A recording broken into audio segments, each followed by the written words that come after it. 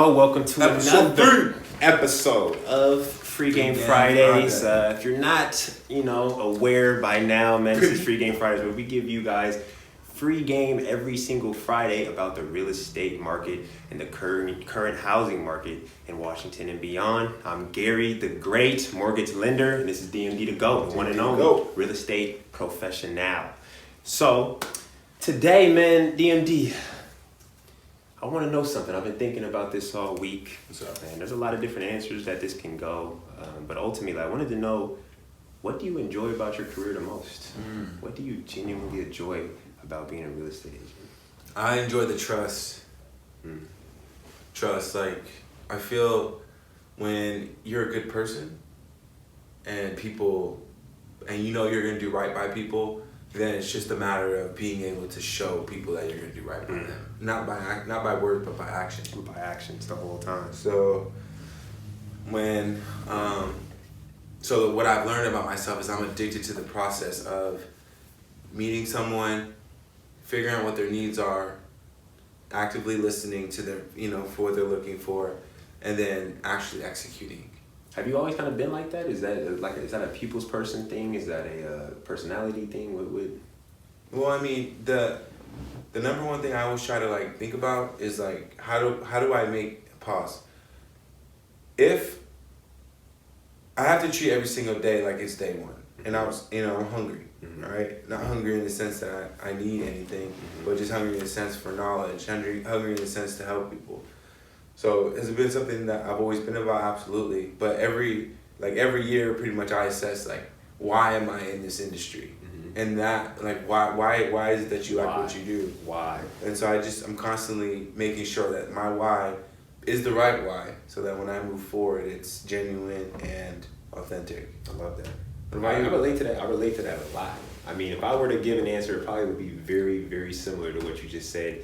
And also, what I love about my career, about being a mortgage lender, is it's the freedom as well. Just being able to kind of choose what I do for my time. I came from a very structured, career prior, and that taught me a lot. It allowed me to help kind of shape my structure for myself now. But once I learned those things, I was like, I don't need nobody to tell me what to do. I know I'll show up. I know I'll execute. I know I'll do what I need to do. I don't need nobody to tell me that. So it allows me to have, I got some of that structure in terms of just accountability and working with my business partner and my mentor, but I got the freedom to choose what I do with my time, and then also I get to build those relationships. I can go out during the week and I'm networking, I'm meeting people, I'm treating people on lunch, and I'm digging deeper on those relationships to establish that trust. Have you ever been in a situation where you feel like you try to dig deep with somebody and it just wasn't they just weren't the one? Yeah.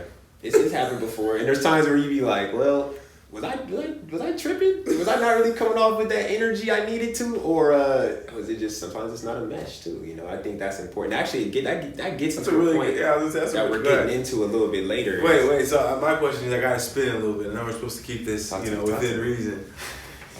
Can you partner with anyone in real estate as a lender? As a lender, as in another real estate agent, or as in a business or a client? No, real estate professional. Do you? The objective is for the real estate agent, to partner with you, and then just that you guys work together in terms of clients, and you serving their clients and they're serving your clients, so on and so forth. But can you work with every single realtor, not from a capacity standpoint, but from an energetic standpoint? That personal, no. It's already been proven. I've already gone through the process. Because when I first got into the industry, my first objective was building those relationships. So I was reaching out to everybody. I was like, why not? I got to feel everybody out. I got to introduce myself, let them know what I'm about, what I believe in, what I'm trying to do, and see if they're on board with it, what their values are. And it comes down to those values. I wanted to introduce myself, present my values, and also understand what their values are. The values match. You go side by side, and you're off to the races. That's what our relationship did. But that's not with everybody. You know what I'm saying? There's other people where we tried some things out. We may have tried to do some business together. It was like, and when the values don't match up, there's going to be some miscommunication. There's going to be some disconnect, inconsistency. So, that's a Gary Barquette word. Inconsistency. Relates and educates. Y'all should already seen that video by now. So segment one, we jumping in, we diving in, we keeping this thing rolling. Segment one is hot take. It's hot. It's hot. That's why it's that hot take. Segment 1. So last week we talked about, we're going to talk about this, and this is very, very important, and I'm going to reiterate this again. DMD was one of the first people to ever bring this concept to me within this space. He was the first one to say something like this, and it stuck with me, and it resonated with me because I'm the same type of person. But the concept is the ownership mindset, the ownership mentality. How do you gear up your mentality to get ready to become a homeowner, especially as a first-time home buyer, or even if you're taking it to the next level? DMD, I'm gonna let you take this one away because this is something I feel like you're very, very, you're very good at, and you prioritize this. So I want to hear. I want the people to hear this from you. I would say, how do you prioritize getting into home ownership? Ownership mentality. First, get out of the lack mindset. There is enough to go around, and I've said this in previous episodes, you have to create your perfect moment. Ownership mindset's like a boss mindset, and I think it's a feeling more so that downloads within you, where you realize like, hey, I'm an entrepreneur. I was made to be an entrepreneur, and that lifestyle fits me. Well, what is that lifestyle? Research, right? So when you talk about ownership, it's like, well, where does that start? It starts with research. You know, what does it look like to get a house? Like, I was running numbers on $1 million house, or even today, a $4 million house, figuring out, okay, the mortgage on this house is going to be $30,000 a month. So in my mind, that I'm preparing myself mentally, ownership mindset, by doing research. I'm knowing how much those numbers are. I've related in other videos, if you've always wanted a Ferrari, go rent a Ferrari and drive it around all day and assume that feeling. It's going to make it that much more realistic for you. I don't want to be, sorry to interrupt, but I don't want to breeze by this, because what you're saying is so, like, it's deeper than maybe some people realize. Like, getting into in my opinion, it's a growth mindset. It's the growth mindset versus the fixed mindset. If you're not an owner and you're a fixed mindset, how can you ever achieve ownership? You can't. Your mindset is fixed. Right. How are you gonna get to the next level of anything if your mindset is fixed? Right. It doesn't make sense. Growth. So you got to tap into that growth mindset and gear yourself up for the next chapter of what you're getting ready to achieve. Right. So I agree 100%. Well said, my brother. That's the people need to hear this. Yeah. Ownership mentality. You got to get into the mental space. So as you know, from the growth mindset part of it, you know, as a lender, what would you say? You know, why do people need lenders? People, I mean, when they can just go to Rocket Mortgage, I can do everything online. We have this company's buyer program, or this, you know, all cash buyer programs. Why go to a convention, you know, a traditional lender? Like, I think it's the benefit of the personal relationship, which creates this personal, real experience. But I need the best rate. It's all about experience. See, but I need the best rate. Stop that, David. Stop it. Rate is not important, okay? Monthly payment is what we're going to focus on. All right, let's focus on the monthly payment. You see, because there's strategies involved. It's called bait and switch. The bank can show you the lowest interest rate. They say, oh, rate's important to you. We're going to show you the lowest interest rate, and then when you come in here, we're not going to tell you this. We're going to send you the quote, but you still don't know what it means because you don't know how to decipher it. And there's no trust there. There's no education there. It turns out you're actually paying for a lower interest rate. I remember I had one of my friends shopping me, right? And it's funny. You know what's funny about that? It's called discount points. They call it discount points on an estimate, on a loan estimate. They call it discount points, but that's you actually paying for a lower interest rate. So if you want to hyper focus on interest rate, I mean, I got some strategies. I can just show you the lowest interest rate, but that's not the way we work here. We build trust, we build a relationship, we educate, and then we give you all the information you need to make an informed decision. So working with a lender is critical in finding those relationships.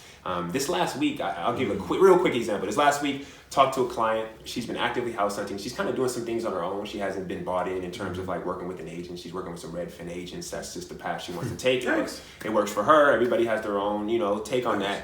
But she was just like, this is like our second, third time talking. Gary, can we take some time to run through some scenarios? Absolutely. So we chopped it up on last Friday for like 30, 40 minutes. And we literally went through investment strategy. She had over $200K to put down. I said, does it make sense to put down the full $200K? Not necessarily. Maybe put down $20K, take that other $100K and put that in a portfolio and let that money grow for you. You'll probably see this rate of return if it's in a house, and you'll see this rate of return if it's in a portfolio. So we had that type of conversation.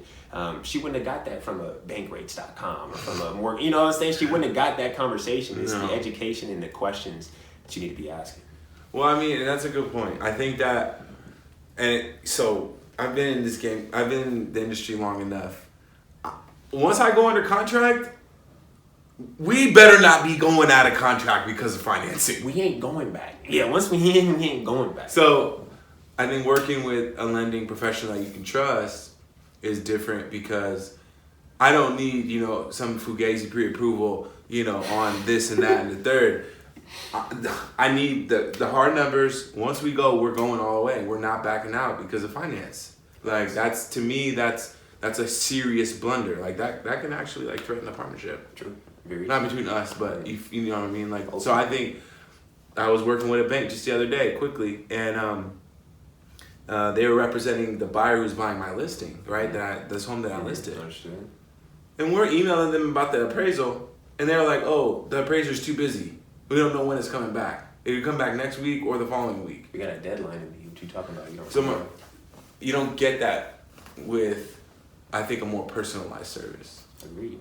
And that's what you're paying for. And this education is important because we've been through this. We've seen people go through it. We see people, some people would be like, well, I can just do it on my own, or I'll just figure it out. And you don't be that person who has to kind of stumble and fall on their face a few times to realize how important it is to have that personal, real relationship. Like, if you hear this and you're thinking about going through the process, take the right steps.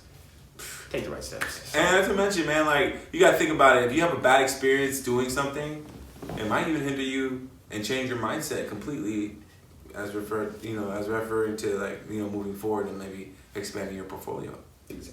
Exactly.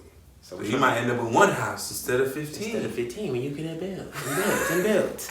So next segment, man, fun fact. So today we're going to talk about a topic, and I'm looking down because I got my notes here from my laptop. We're going to talk about for sale by owners, and it correlates with what we were just talking about. Does it make sense to have a real estate agent? Does it make sense to get a lender and have that personal relationship? So FSBOs, or for sale by owner, is when somebody sells and lists a home on their own and they don't decide to have any representation from a real estate professional. So I'll drop off this quick fact, and I'm going to let David take it from here, but a study by the Collateral Analytics, I wear glasses so I can't see this good. A study by Collateral Analytics revealed that FSBOs don't actually save anything by foregoing the help of an agent. In some cases, they may actually cost themselves more money by trying to save money by not using a real estate agent to list your property. No, just fine. So DMD, give us a little more details about why that's a relevant fact and what your thoughts on this. Briefly, I have never heard a seller negotiating $30,000 in 30 minutes on a deal, ever. Now, I admit technology has given our market, people in our market buying and selling, a little bit more power to move assets online, right? But I can use Google and figure out why my foot is swollen, or I can go into my primary care physician's office. That's a good, because we know what happens sometimes when you Google stuff too. You end up on YouTube. You go get scared rabbit too. hole, yeah. I got cancer. And like I was saying, J1, hey, it's all about the mind. You self-diagnosing yourself. Next thing, I got cancer. I'm sick. Right. So my point is, I put money on it that an agent will make more money than an actual. I think 9 out of 10 times an agent will represent and make the seller more money and make a more enjoyable experience, because it's all about the experience too, than a seller. True. And it can get stressful trying to do all this stuff on your own. I mean, you have legal contracts. You have shoot yourself in the foot too. Again, you have that experience. You have strategy. What do you do when you sell your house and you want to buy another one? Mm-hmm. You're not negotiating a rent back. Mm-hmm. You know, like you don't even know what to. Yeah. So, and again, I'm not saying it's like an over technical thing, but I feel like 85% of brokers drop out in their first year and don't sell houses. There's a reason why that attrition rate is so high. Good point. So, it's not it's not the hardest thing in the world, but it's definitely not the easiest thing to sell a house. That makes sense. So call DMD and stop playing. That's ultimately what we're saying. So you guys got the hot take. You got the fun fact. We always got to leave you guys with a quick tip. Quick tip. So my tip for you guys today is relatively straightforward. This isn't rocket science, but I would highly encourage you guys to interview your real estate agent and interview your lender. And it comes back to just exactly. And it comes back to what we were just saying, establishing that trust. If you know what your values are, you know what your goals are, bring some of that information to the table. And you know, for a good lender, and a good real estate agent, they're gonna love to have this conversation. You're gonna start chopping it up. You're gonna start finding commonalities. You're gonna be like, oh yeah, this is what I value in my business. This is what I value. Perfect. Let's make this happen. The trust is there. But if you catch somebody slipping, they're gonna be caught off guard by this, and they're gonna be like, oh well. Look at my numbers. You see my numbers? Yeah, the company's good. The company's good. You know, you want to get personal with people, so interview them. Let them know, make them earn your business, make them earn your trust. And if you were the type of client who came with some interview questions or just questions in general prepared, it's going to create for a different dynamic in relationship. You're going to give yourself a one-up. What you think about Easy. that? I think that's great. So wait, what is the one thing that you're going to leave the people with today?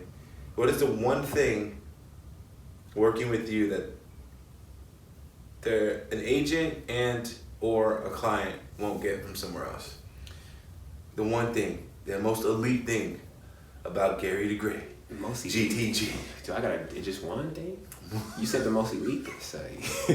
So, honestly, I was just one. This is elite across the board.